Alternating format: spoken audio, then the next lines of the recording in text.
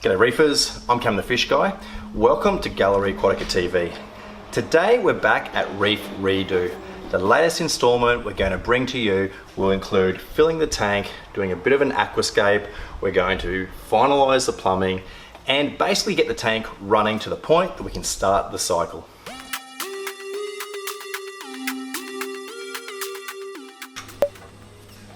We're using an Ecotech Vectra M2 for our return up into the tank. So an M2 does about 7,500 litres an hour.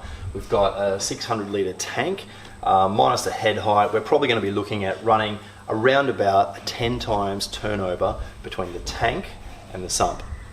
So I'm just going to temporarily position our controller here. In the future, at some point, we'll put a board across the back that we'll be able to mount all of our controllers on. But just as a temporary measure, until we've got that board in place, I'll just put our controller here so we know it's safe and not going to fall into the tank. You get a really cool little mount bracket to attach your controller. So I'll just stick that on.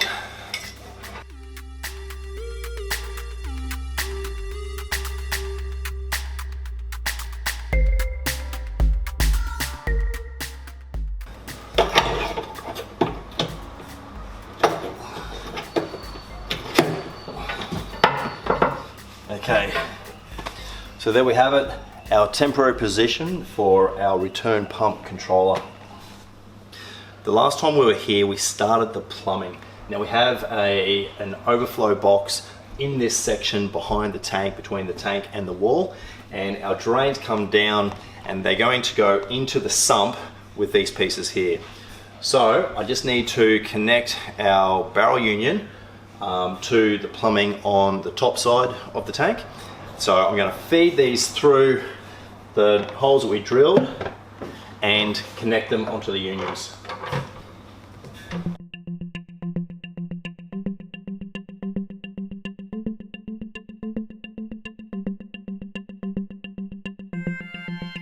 So there are our 3 drainage lines, and this is what we're going to use to determine exactly where the sump is positioned. So we need to pull the sump to the left.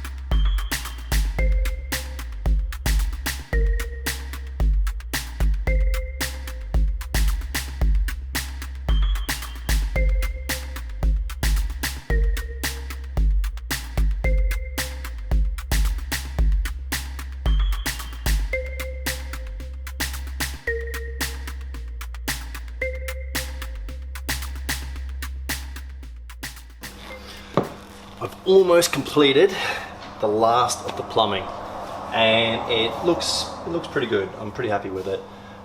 We've successfully brought the return line into the center of the return pump section so that our Vectra M2 is sitting, well, now perfectly in the center.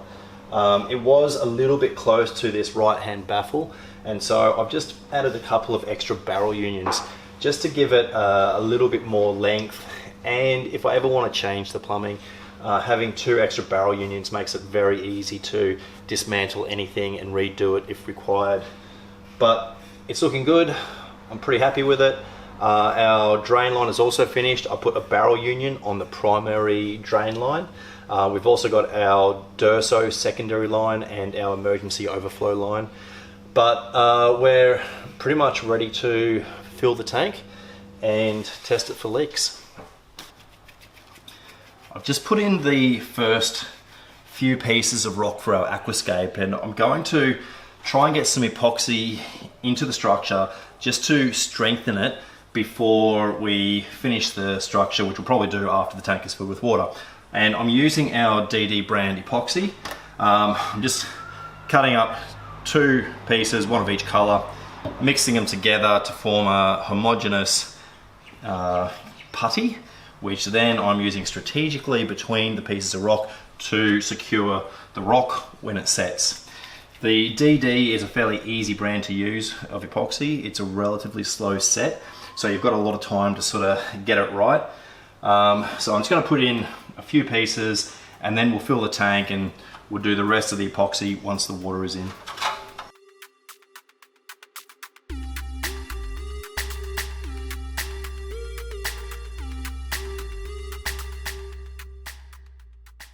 You might notice that I've got a bowl of water on the base of the tank in front of the structure where I'm epoxying, and the reason for that is I like to have wet fingers when I'm smoothing the epoxy and kneading it into the rockwork.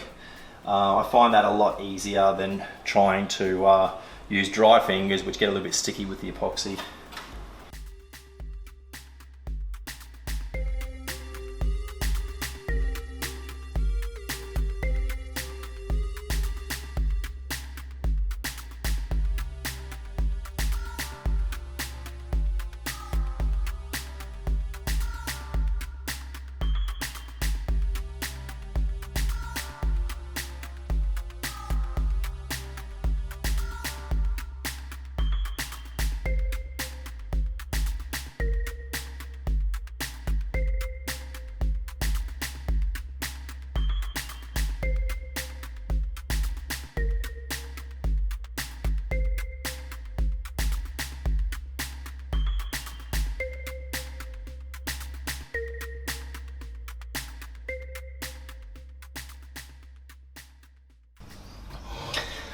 So this is the first structure that I started to epoxy probably 15 minutes ago, and I've just bumped it slightly and the epoxy clearly hasn't set. Now it will, it's just taking a while, but you do have to be very, very careful that you don't bump the structure until the epoxy has set and hardened and the structure is structurally sound. So it's still going to be a little while before this structure is secured. So I'm just going to have to be really careful when we fill the tank. And that's where we're up to now. It's time to fill the tank up with natural seawater. This tank is forever going to be etched into my brain as the COVID tank. This project was started just as COVID was breaking out in Australia around about March. And COVID really put this huge hold on the project. We would normally have a job like this knocked out in probably 6 weeks or so, but it's been more than 6 months and we're still only at the point of putting the tank together. So it's a really incredible job for that reason, and it makes it all the more exciting to finally hit the switch and start to fill this tank.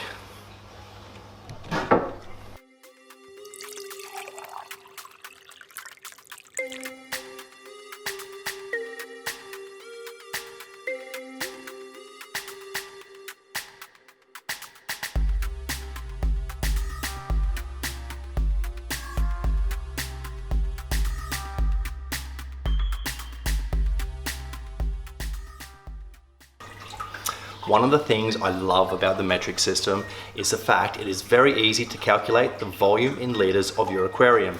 You multiply the dimensions by each other. So you take the length in centimetres, multiply by the width in centimetres, and then multiply by the height in centimetres, divide by 1,000 to get the litres of your aquarium. Now, unfortunately, I know exactly how many litres that my water tank on the back of the ute can hold, around about 900, but somehow I've still failed to fill this system. We filled the aquarium beautifully, but we haven't brought enough water with us to fill the sump. So we are unfortunately going to have to leave today's episode of Gallery Aquatica TV half done, because we're going to have to come back on another day to finish filling this system. So thank you so much for watching Gallery Aquatica TV. I'm Cam the Fish Guy, off to buy a calculator. Happy reefing. That's our video for today. If you enjoyed it, don't forget to hit the like button and make sure you've subscribed to our channel so you don't miss an episode of Gallery Aquatica TV. Thank you so much for watching. I'm Cam the Fish Guy. Happy reefing!